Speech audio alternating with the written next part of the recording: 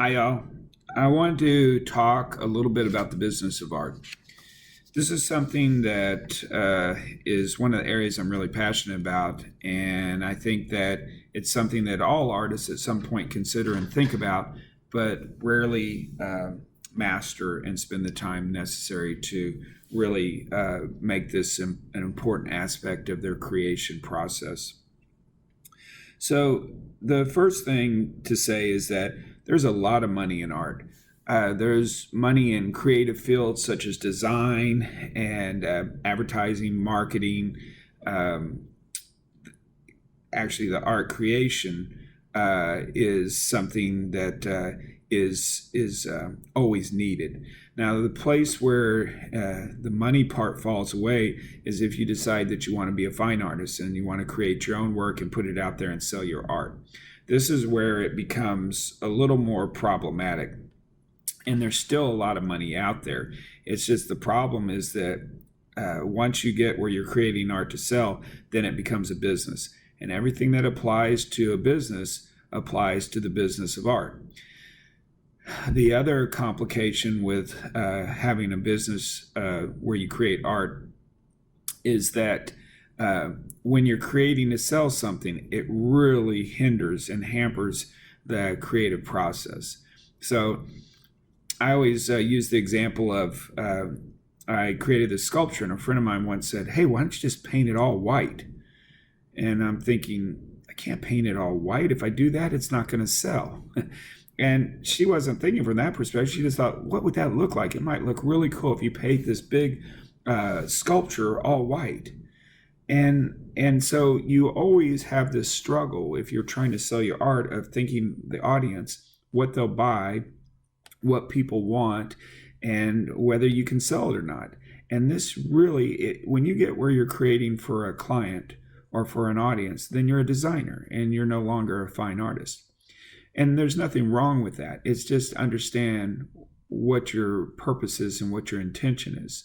The fine artist creates art for the purpose to express themselves and to create art, whatever that is.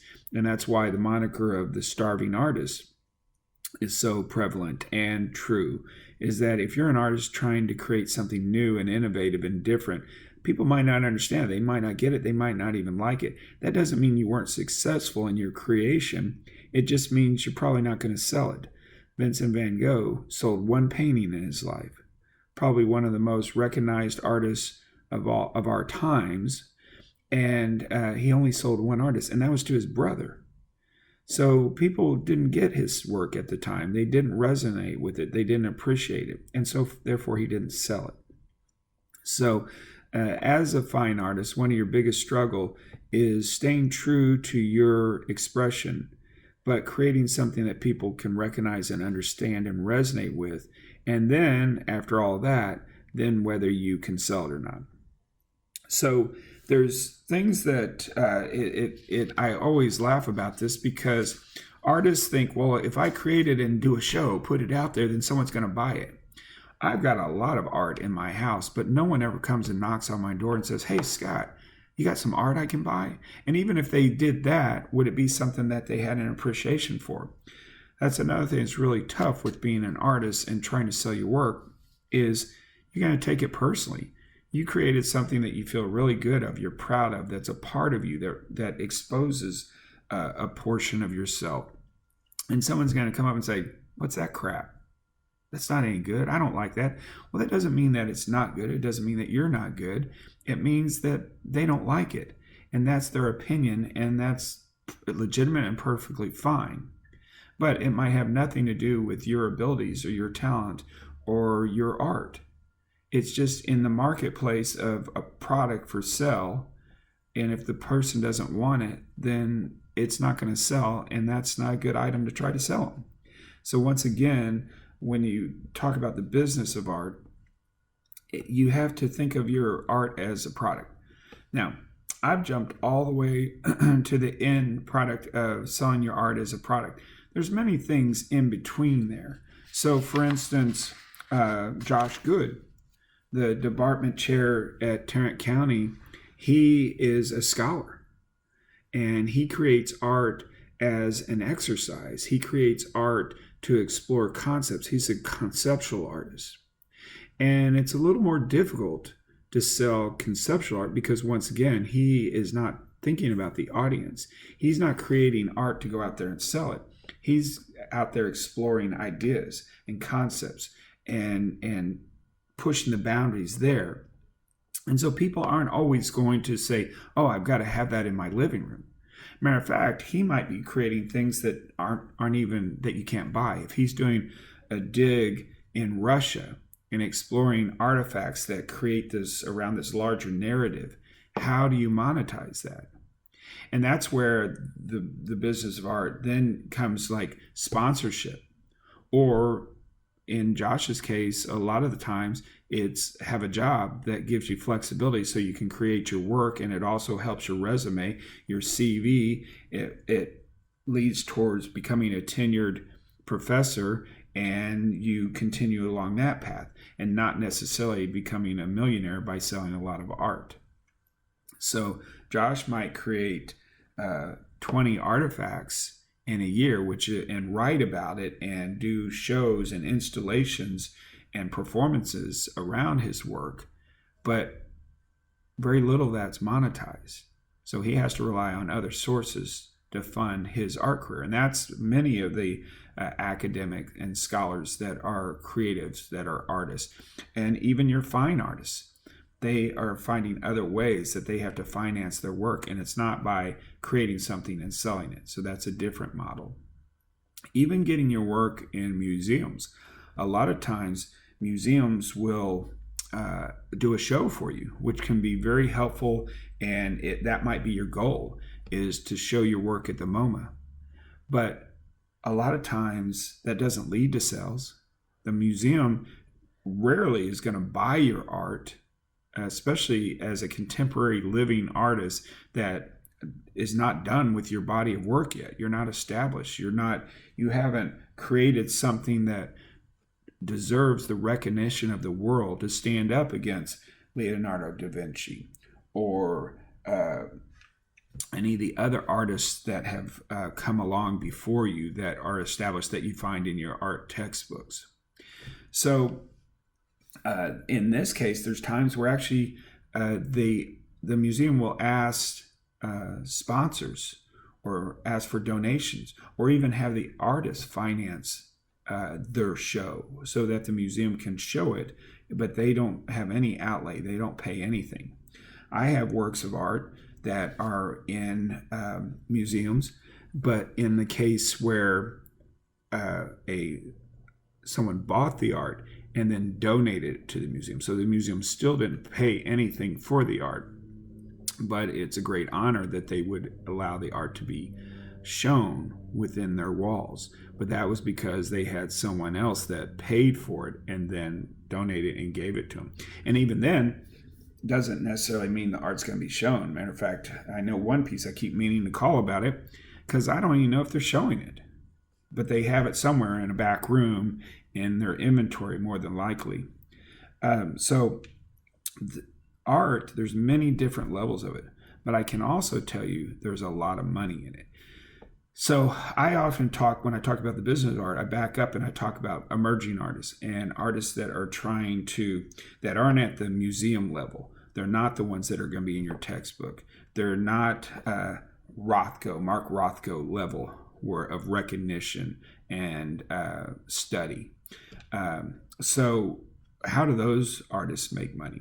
And the way that they make money is they sell, they do commissions, they submit to calls for art, and they do shows. And they try to get as much exposure and get in front of as many art buyers as possible. Now, the problem with this is that a retail store like Walmart will spend millions and millions and millions of dollars to promote and advertise their products to get people to come in and buy it. And Walmart's not even a good example because they already have an established brand and they have multiple reasons that people are walking through the door. So if you can get on the shelves at Walmart, then you're going to sell that product. So if I was an artist and I could get in Walmart, it almost wouldn't matter what I put up there. I could be guaranteed that I would sell a lot of that art because there's enough traffic and you got enough diversity and constant flow where someone's going to say, oh my gosh, I got to have that piece. The problem with many artists is we'll do shows. So let's say Walmart has 10,000 people that walk through their doors every day. I'll do a show and let's say I have a good show and I get 120 people to attend. 120 people. That'd be a good show. But who are they? Some of them are my family members. Some of them are my neighbors. Some people I don't even know. Some people don't even buy art. Some people don't even know why they're there. They stumbled in and just don't even know where they are. There's friends of friends. There's people. So you end up having this show, and very few people are dedicated buyers that want art. Now, let's get past that. Do they like my art? Is that the kind of art they like?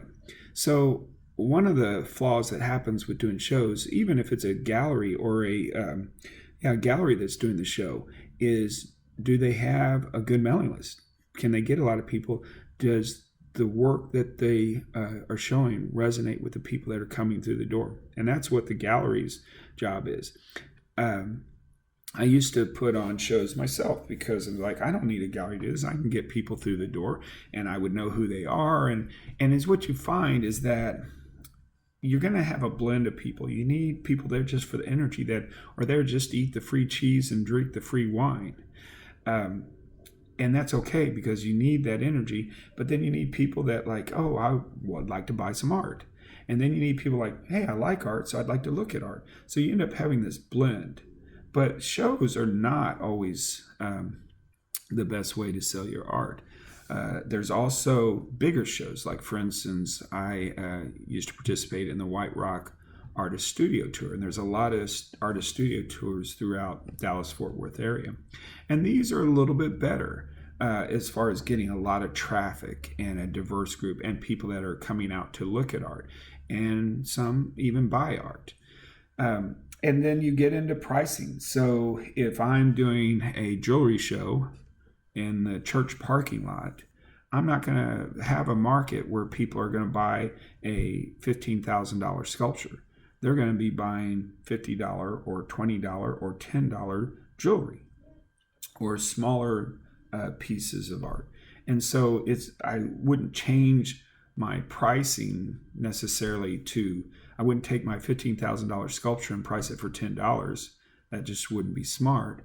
But at the same time, I probably wouldn't bring that sculpture. I might bring one or two so people can see it, and maybe somebody would stumble by that likes larger scale. But I might create art that's more specific to that group that's going to be at that show. So this is where at the lower level, let's say you're an emerging artist, and anything you do is if you're going to try to sell art, nothing's going to be over $150,000. And I'm talking about metal sculptures, large scale art.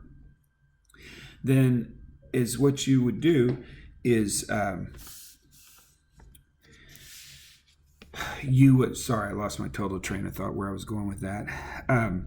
So the retail is the retail model. And so, for instance, think of someone like Home Depot.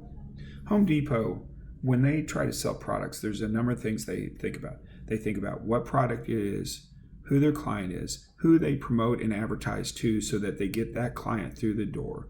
So, and then price point. So, for instance, when you walk down an aisle of Home Depot, they start with high end and go to low end. That's because the first thing they want people to see is the products where they have the biggest margin, the high end products, the ones they want to buy. Now, someone might say, oh, I don't want to spend that amount of money. I'm looking for something. And they'll walk down the aisle and they'll stop at their price point. So if they want a hammer and they don't want to spend $40 for the hammer, they keep walking down the aisle until they get to the $10 hammer. Now the quality is going to be less, but it's okay. Like, I just want to do the small nail, and a cheap hammer for $10 is what I want.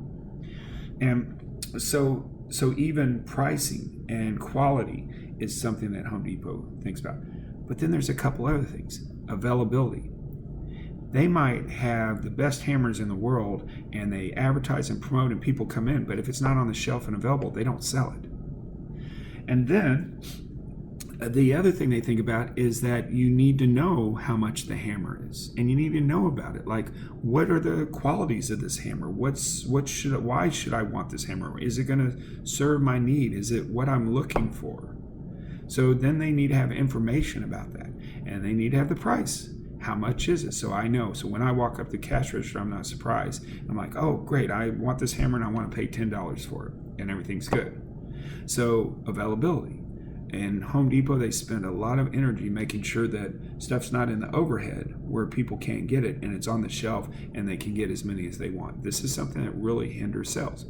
There's another thing that's very important, and it translates directly to the sale of art, and that is being able to pay for it.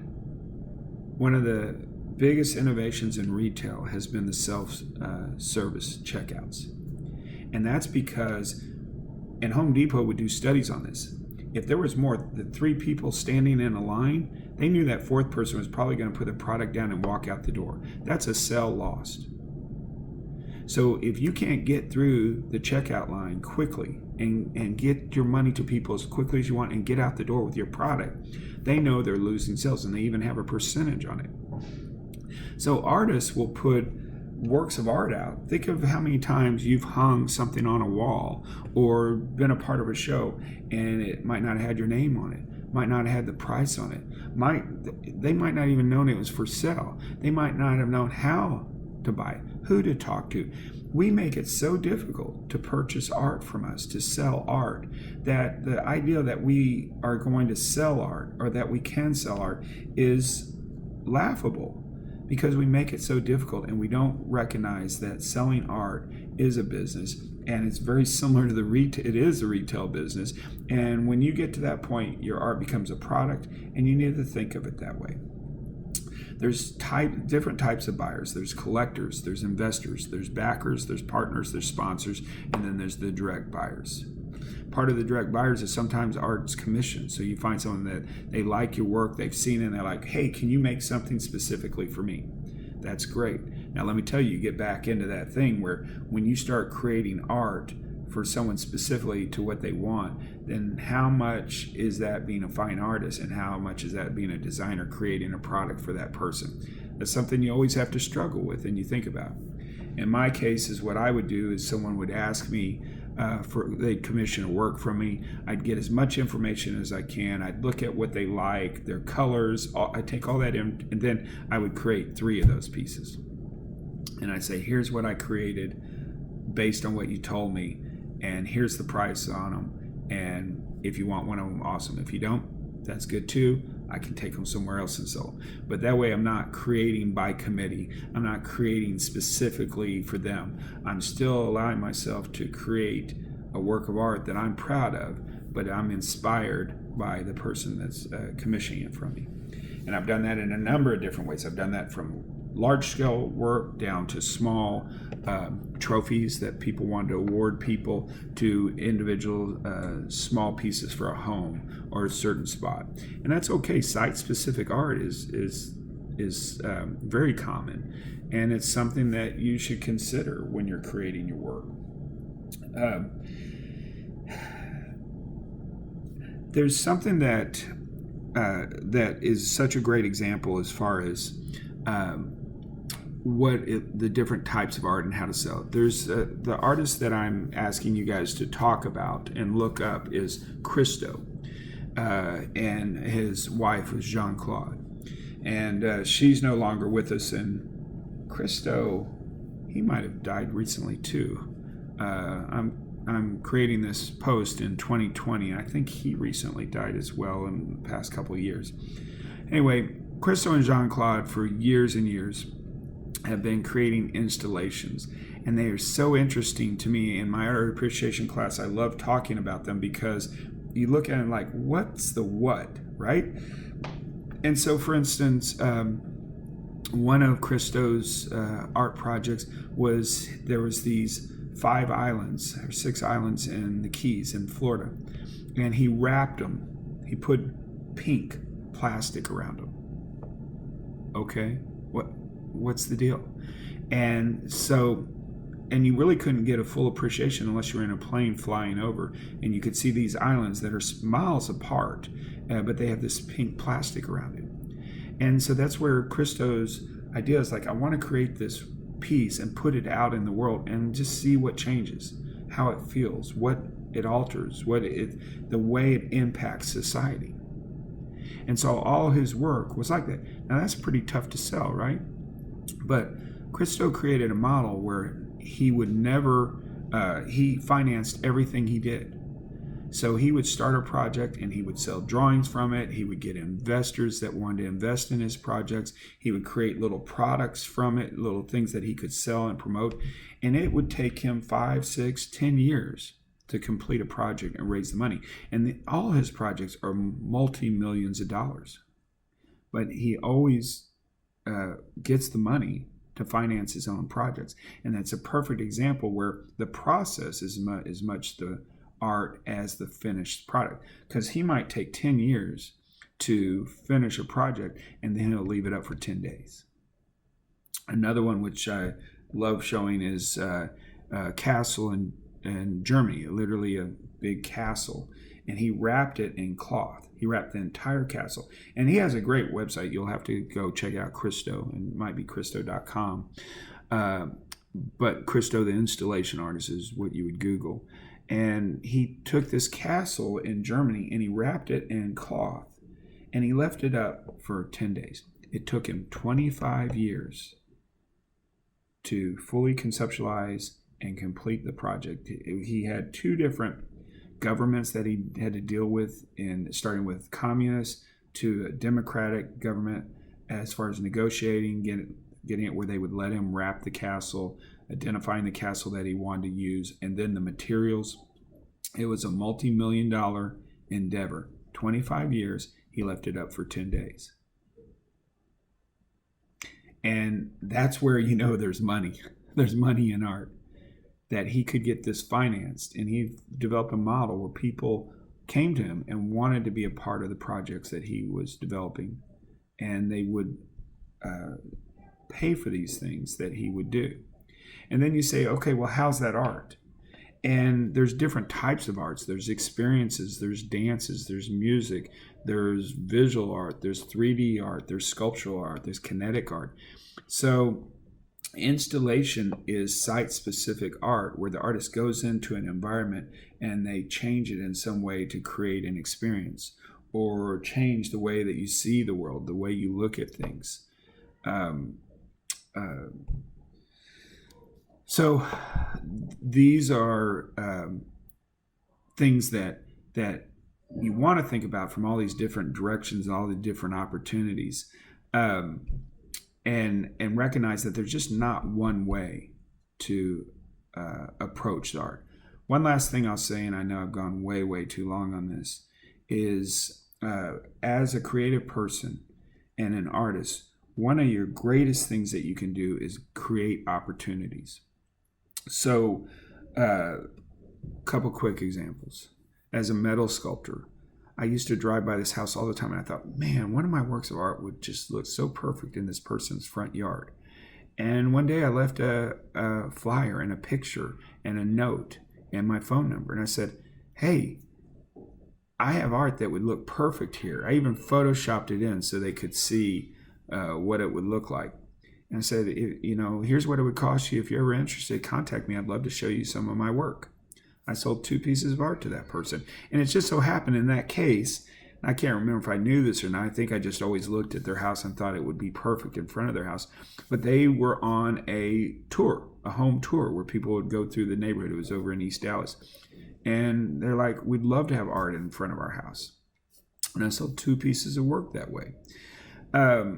The other thing is a lot of times people don't see what you see. You look at the world through a creative lens and you see things that most people are too busy to stop and see. So, for instance, I've gone to a developer and they were out in Frisco and they had this new home development and it was in different phases. And one of the phases that later down, where they were going to expand this home development was this big field.